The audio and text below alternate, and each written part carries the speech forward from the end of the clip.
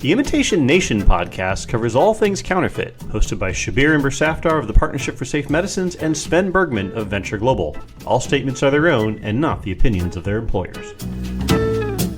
Well, all right. Welcome to the end of de minimis for China and Hong Kong, Sven Bergman.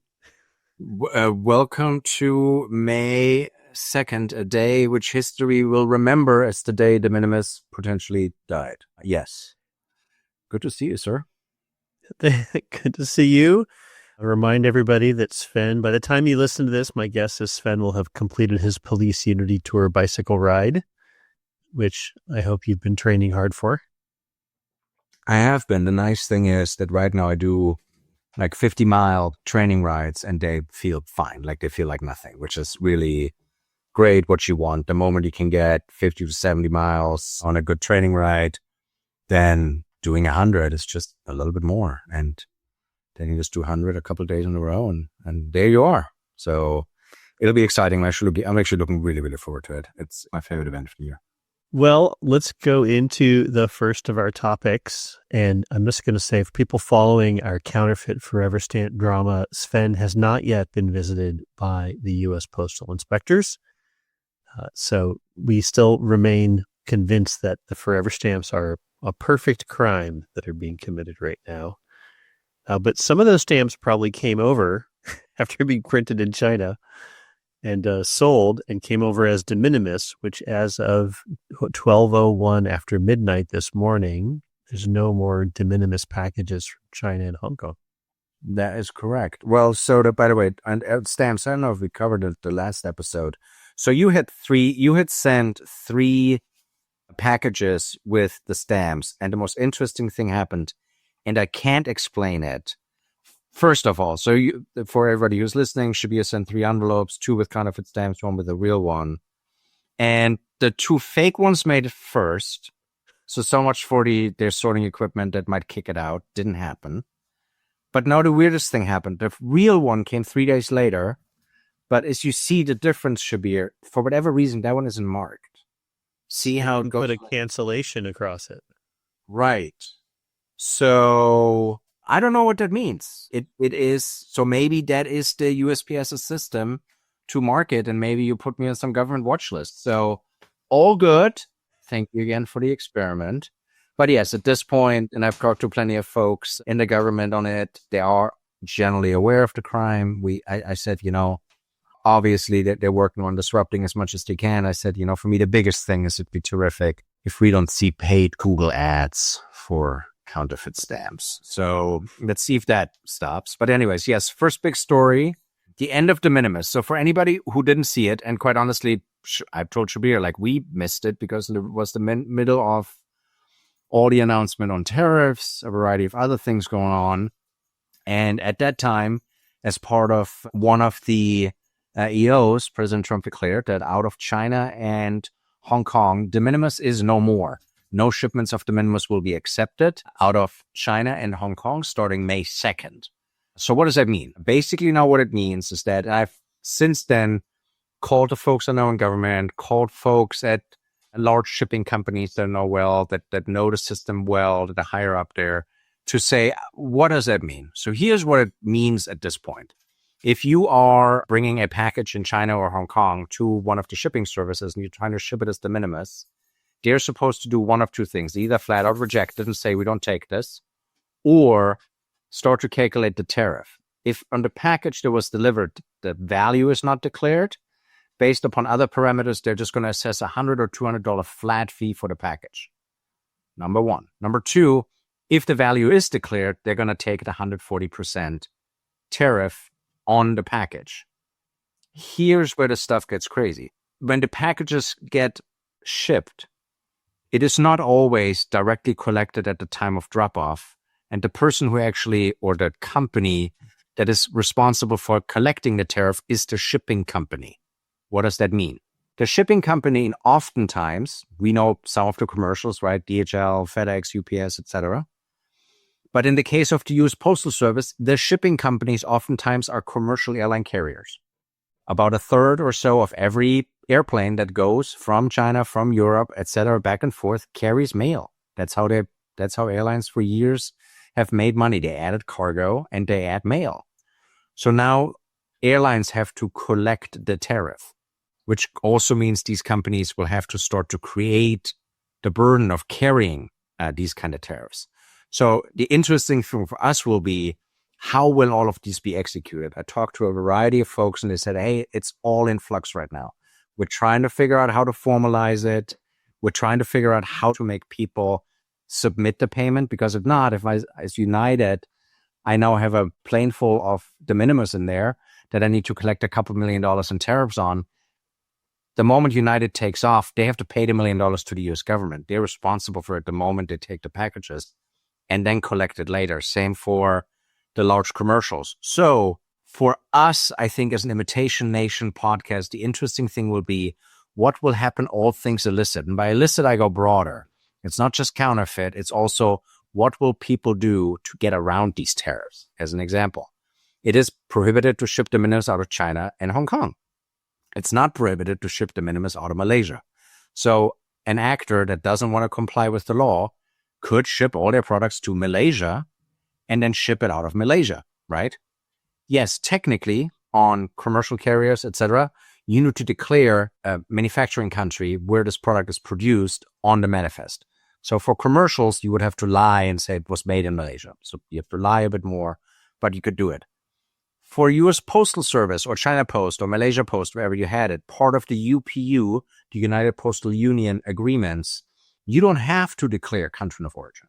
So you're not required to even lie. So it'll be interesting to see what a lot of these illicit actors will do, either if they're trying to avoid tariffs or if they're trying to get counterfeit in, if we're going to start to see way more transshipments through Malaysia, Dubai, Panama, or even just get it into Canada and put a nice big warehouse just by Ontario, and then it's just shipped out of Canada. Something you and I know, saw in the counterfeit drug space. So getting rid of de minimis, as you and I talked, I don't have a problem with modifying de minimis. It needs reform. Type 86 entry, which facilitates a ton of that, has all its flaws. It's all good. I think the problem is when you just do it on two countries, plus you don't do it through the regular rulemaking process where everybody can chime in and say, hey, this is way more complicated than just saying you can't do it anymore, because you have shipper and freight forwarders and you have brokers and you have this entire network, and understanding that no, United actually will have to collect tariffs is concerning. It will, I think, disrupt the commerce space quite a bit. And as I've said in the beginning of the year, I think it creates opportunities for criminals to say, fine, let's find the next loophole. And the question will just be, what's the next loophole, right? Where do I transship it through? How do I get it in? How do I lie on the manifest to still get it in? I'm not allowed to send it de minimis, but I'm still allowed to send documents, so it's all of these loopholes that I think start to be explored. And China Post, very limited regulations, no advanced data. And the US Postal Service under UPU has to take those packages, can't deny them. Oh, I didn't know that. Oh, yeah. Under UPU, UPS, under the UPU treatment, US Postal Service is not allowed to deny taking packages under the treaty.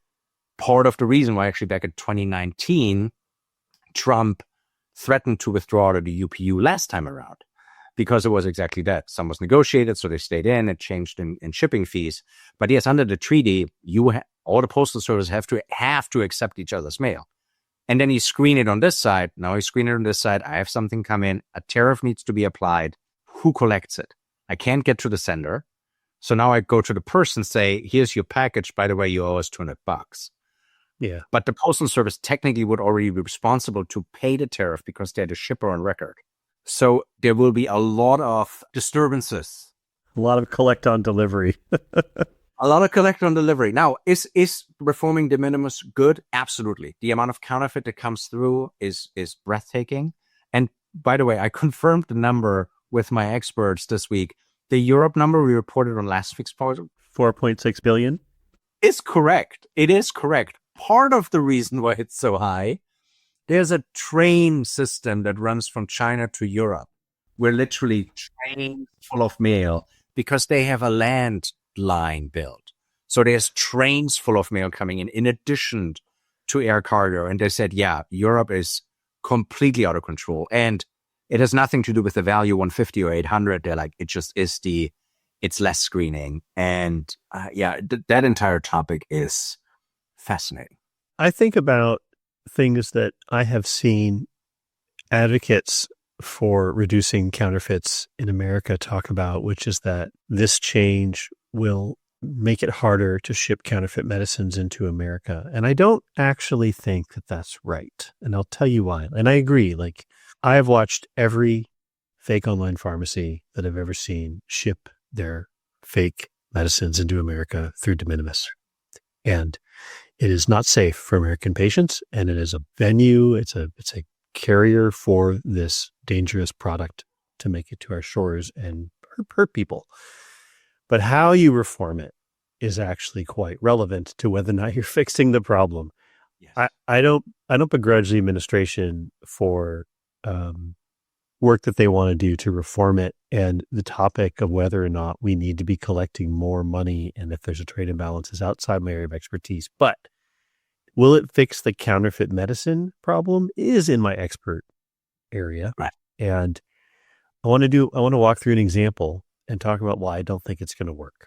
Let's say that you want Ozempic prescription. Okay. It's $1,100 here, and you want to get it cheaper from overseas.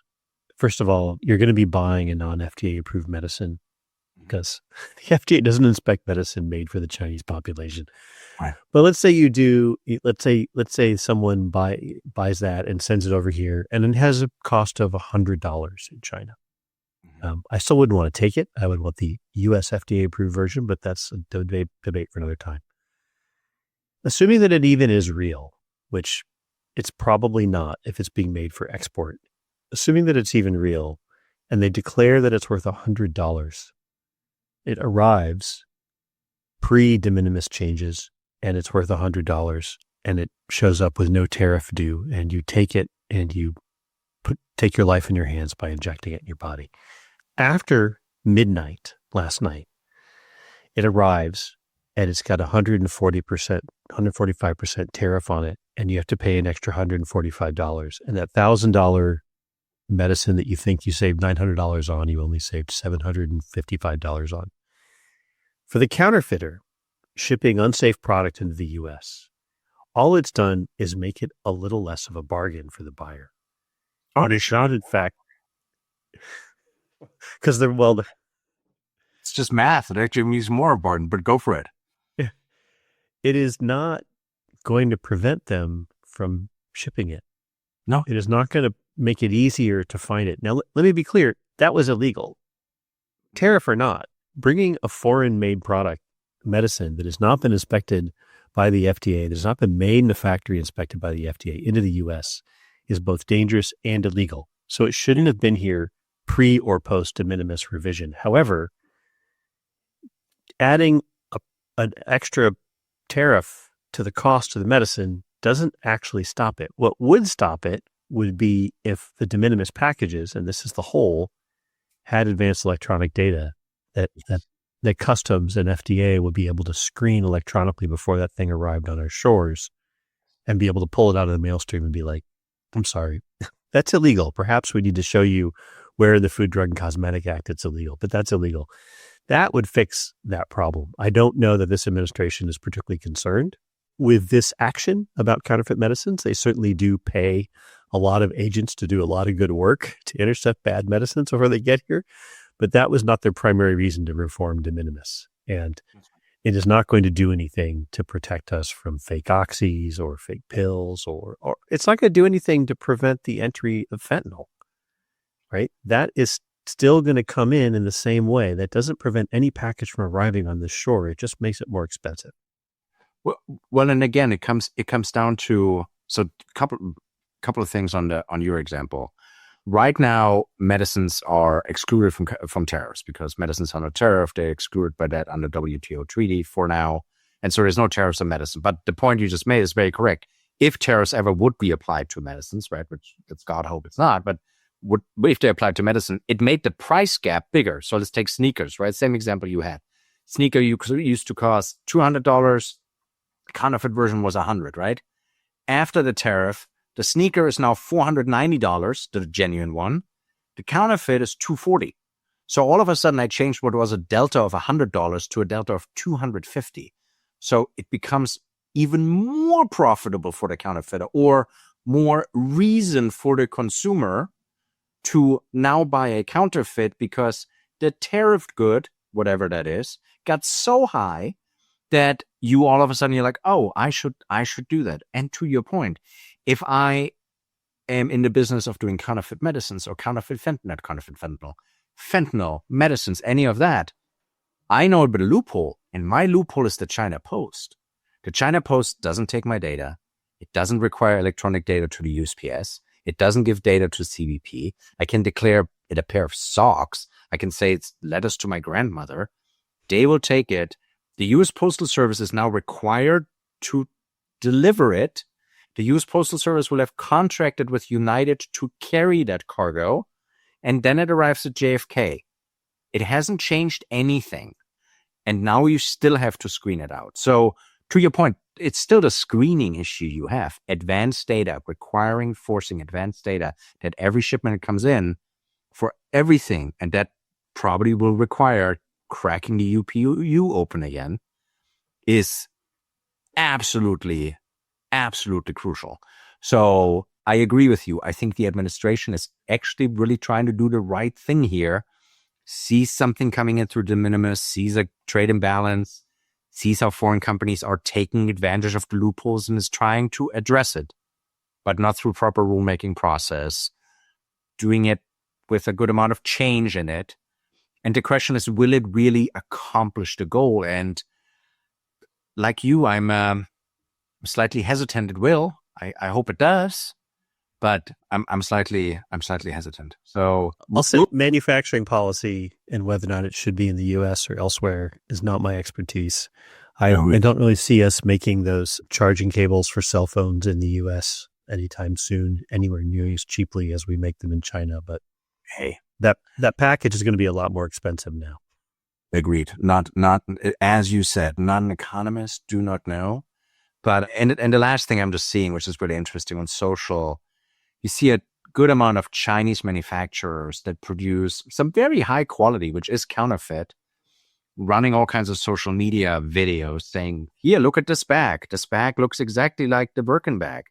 But it's not a counterfeit because we haven't applied a label to it. But it is the exact same bag because we are the contract manufacturer for, and you see that for all brands. And many brands have put out statements saying, nope, we do not produce that high level quality in China. Some might. I don't know. We don't know. We don't know which does. Many high quality apparel, example, produces in China. And yeah, you might have somebody that is the manufacturer saying, I can produce the exact same thing. It's not really counterfeit and it'll cost you a third.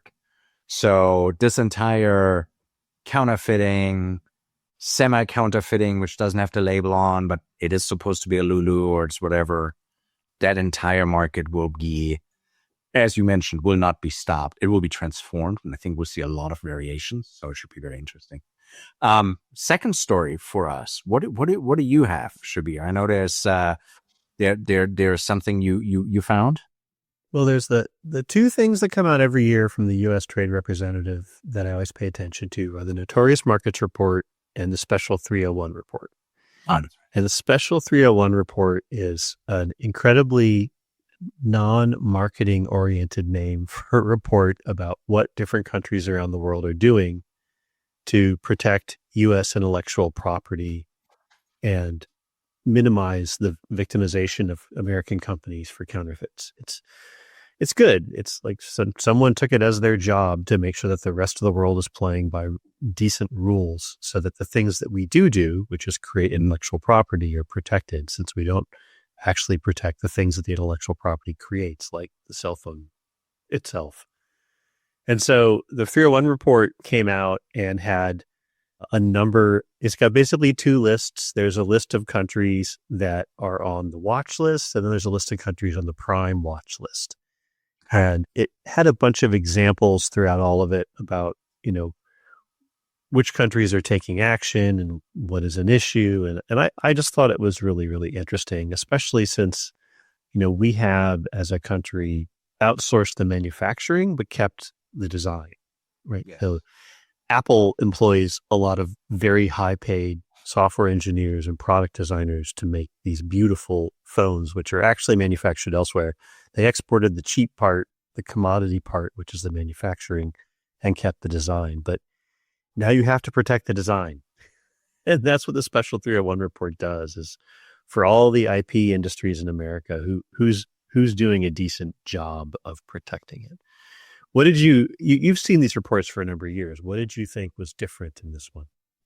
I don't know if there was much different. I've worked on the 301 for, dating myself, but literally decades. I remember at one point in time in the US Chamber being in a board meeting, and the representative from Microsoft, while we're in the meeting, there was discussed that China had agreed to stop the pirating of software, and the Microsoft representative was just laughing. And I said, why are you just laughing? Isn't that a great accomplishment?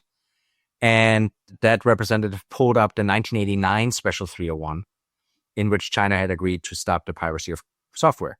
So he was like, it's a report. It does certain things. For me, the non-surprising things was China, Hong Kong, which part of the reason why de minimis was banned. The leading source of counterfeit, 60% of counterfeit food comes from there, 83% of counterfeit cosmetics, 93% of all seized value comes from China and Hong Kong. And, all US brands get counterfeited there.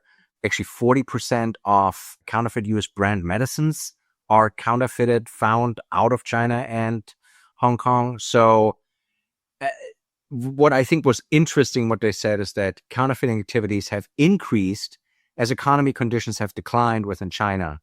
And I'll tell a quick anecdote here. On a previous project, we were in China dealing with regional representatives in China addressing counterfeiting in a region. And the government officials said, yes, we're very aware of the illicit activity that is happening here. And we said, can we take some raids, take some factories out? And that individual stated to us, sure, we could do that. What kind of jobs are they supposed to have instead? And he asked us this point blank. And we said, that's not our problem. And he's like, you don't understand, that is our problem. We have one of the largest priorities for China is civil rule and no disobedience, and kind of make sure people are okay with the system that they're living in. And part of that is having a job. So I think there is a continued large amount in China that is very much aware of what large sections of the economy are doing, and they're okay with it because it feeds millions of Chinese. So, and in China, the concerns are not limited to counterfeit. It's technology transfer, trade secrets, copyright law, bad faith trademark. So to a degree, while the current tariff wars are crazy and we'll see where it goes, it does shake the system up, and it will force China to take a look at how they run their economy. So I wasn't shocked by the China report. I was just like, yep, that's pretty much the same stuff we have been seeing. And then, of course, shortly after, China released a statement, said that's not true. We don't do all of this. And we actually have been largely increasing IP prosecutions within the country, and named a couple of big cases where they have actually put criminal charges against counterfeiters. But yeah, the problem is still China, and has by no measure diminished, by no measure. Yeah, I thought there were two things in the report that really struck me as interesting. The one was the technology transfer problem, and the report called both Indonesia and China. And what this problem is that if you want to make a product that you have patented, invented, designed in China, or sometimes even sell it in China, you're required to hand over all the IP either to the government or to your Chinese partner, who will hand it to the government. And that's super problematic, right? If you just want to sell your innovative refrigerator that you've designed in China, you don't really want to have to give them the blueprints and all the manufacturing details that will allow them to then make it cheaper than you. Yeah. I actually know a gentleman who's got a really interesting company making animal feed and it's a really innovative kind of animal feed. And he said that they had chosen not to enter the Chinese market for this reason, because they'd have to basically hand over all of the chemistry that they invented to design this feed. And they were not willing to do that because they knew that a year later they would have a competitor coming out of China who would have all of their secrets and make the exact same product for a lot less. And they were not willing to do that. Yeah, and that is when you actually now look, China at the last automotive show in Shanghai gave some really nice EVs. Like, they're genuinely nice EVs. And all the tech, all the base tech, was taken from Tesla and others that really wanted to crack into the Chinese EV market and provided a lot of the fundamental tech to China. And then China invented on top of it. And again, none of this is a secret. The Chinese Communist Party issues a roadmap every 10 years where they want to go. They said exactly that's where they want to go. We're going to let people in, we're going to learn from them, and we're going to upscale from a manufacturing to more an innovative. Like, there's a blueprint that they lay out. Yeah, and that story about the animal feed entrepreneur is 10 years old. It's still a problem. And it was cited in this 301 report. The other thing that I saw, two other things I saw, was what they call the camcording problem. And that is when movies are shown in Russia is where it's the worst. And it used to be that someone would sit there and hold a camcorder. Sometimes they would put it on a tripod, and you get your first run copy of a movie like Fast and Furious that would end up on online pirate sites, having been recorded from an actual theater showing of it in some place like Russia. But then, of course, once you put it online, it's available to everybody. Now, according to the report, this problem is still significant. It's everywhere, but it's in Russia still. And what's happening is, like, they'll actually schedule live broadcasts. So pirates will actually have a camera in cahoots with the movie theater, and you'll sign up to watch this movie while it's being broadcast to the theater, and they'll charge you, some illegal fee online to watch it, as well as make a high-res copy at that point.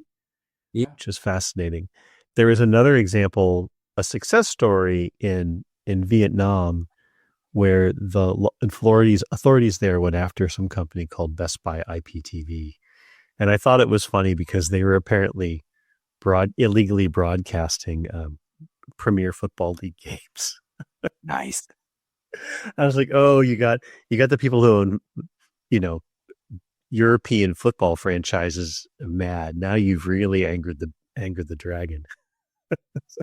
See, it's funny when you talk about the cam thing. I actually had a friend. I lived in New York, and I had a friend. He was a German friend of mine. He stayed out later than I did, and he came back, and his German accent was very heavy. Christoph, if you're listening, love you. And he came back, and he's like, where were you? And he's like, oh, I was out, and I met this man. He sold me these videos, and they are great. And he bought exactly those videos. And so we popped them in, and you're right. It's somebody with a shaky cam. I forgot what the movie was. Sitting, people are walking through the lens. It is a classic. Anybody who hasn't done that. By the way, the craziest thing now, again, where technology goes, I can't tell you how often when I'm on TikTok, one of my guilty pleasures, scroll through and there's a live of a movie. And it's a high res. It's not even like a screen recording of a screen. It's literally somebody takes a movie, some of them still in theater. I don't know how they get the copy, and they do a live with that movie. And I was like, you gotta be kidding me. So yeah, that's still there, and they will still explore it as much as they can. And it is just fascinating how it keeps evolving. If there's demand, there will be criminals. Yeah, criminals going to crime is what my staff often says to me. The last story we have is from your neck of the woods, and so I want you to tell us about it. Well, so this one is a bit darker, but this one also hits close to home because it involves the home state of Ohio where I live, and it impacts law enforcement, which, as you know, I work a lot with and have a lot of affinity to. A lawsuit was filed by the Ohio AG Yost, as well as the U.S. Attorney of the Northern District of Ohio. And they're taking actions against a vendor who's accused of selling substandard body armor plates. So these are the plates you put into a body armor vest to make sure they stop a bullet.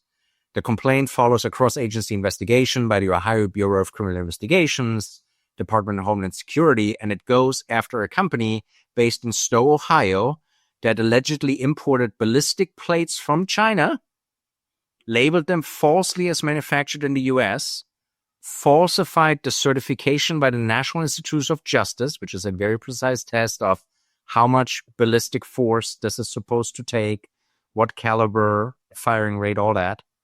And these plates were then sold to first responders, etc., private individuals.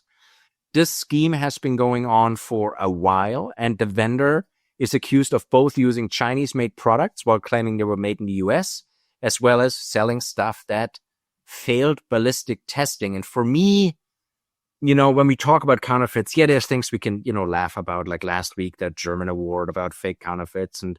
But there's certain counterfeits that are just the worst type, and they're the ones where it endangers human lives, right? We're talking about counterfeit airbags. We're talking about counterfeit medicines, or especially counterfeit cancer medicines, where you will deprive the person of a chance to life. And this one is up there with it. It's a counterfeit that is supposed to stop a bullet for a first responder.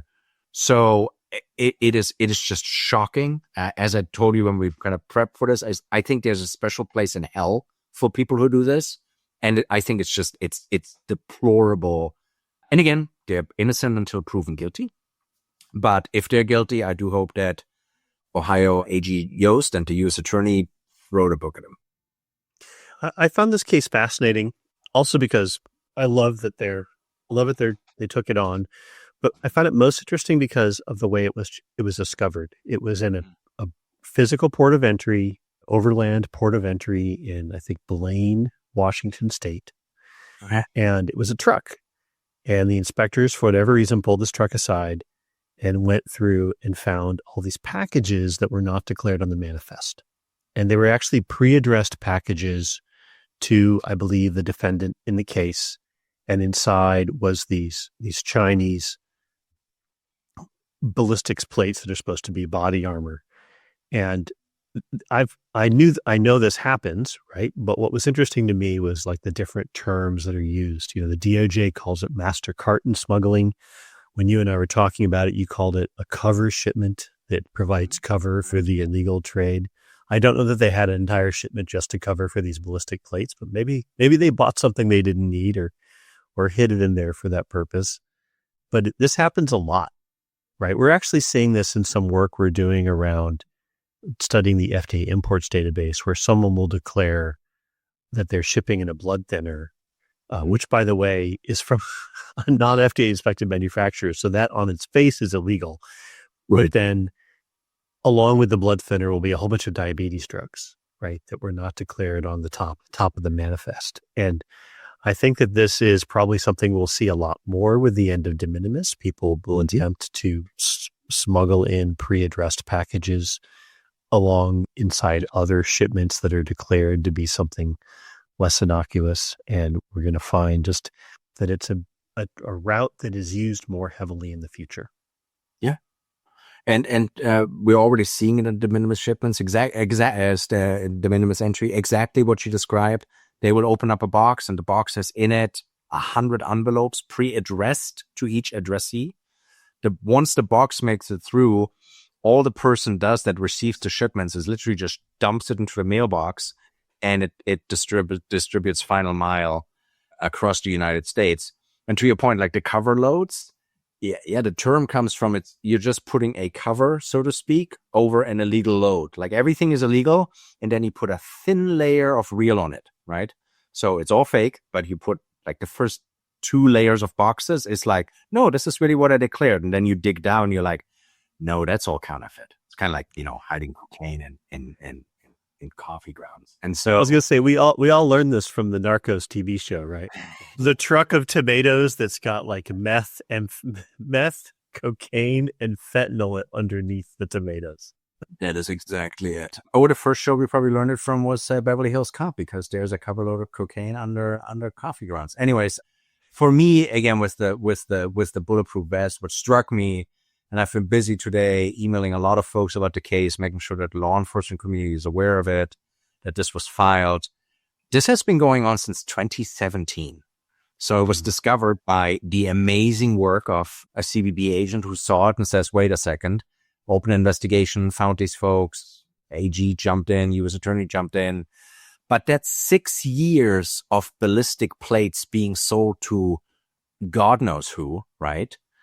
And so for me, I'm raising as much attention as I can to all my friends in law enforcement. Say, if you happen to buy ballistic plates most recently, make sure you double check your DLI certification, right? That this is really stopping the bullet that it's supposed to stop if, awful occasions ever would happen. So yeah, for me, that it caught me on a level where I was like, this is like it's just unbelievable that to the where human greed takes individuals is crazy. Well, we're going to talk about that next week. Next week, I'm going to tell you in advance that my story is going to be about, I'm going to say this very sadly, a pharmacy in New York City that's been accused of circulating counterfeit HIV medication. Oh, God. And it's a really interesting case. It's just been unsealed, so I've just got the paperwork for it. It was actually filed in March. And it's still ongoing, so the people involved are innocent till proven guilty. But we have some material and some visuals of what the counterfeit bottles look like, and they are pretty clearly fake, including the inability to spell the word manufactured. Well, it's just a sure sign that when a multi-billion-dollar company makes a medicine, they do spell check the label. Most times, yeah. Oh, that's funny. Well, it goes back to, I hope there's a special place in hell for some of these people. And I can't wait to learn more about it when you kind of share the case with me as well. And that's a good cliffhanger, I think, for next week. So Shabir, read us out. The Imitation Nation podcast is a production of Cause Stories and is the sole owner of this production. Podcast production by Shabir Imber-Safdar. Podcast management by Sarah Imber-Safdar. Theme music written by Jonathan Boyle.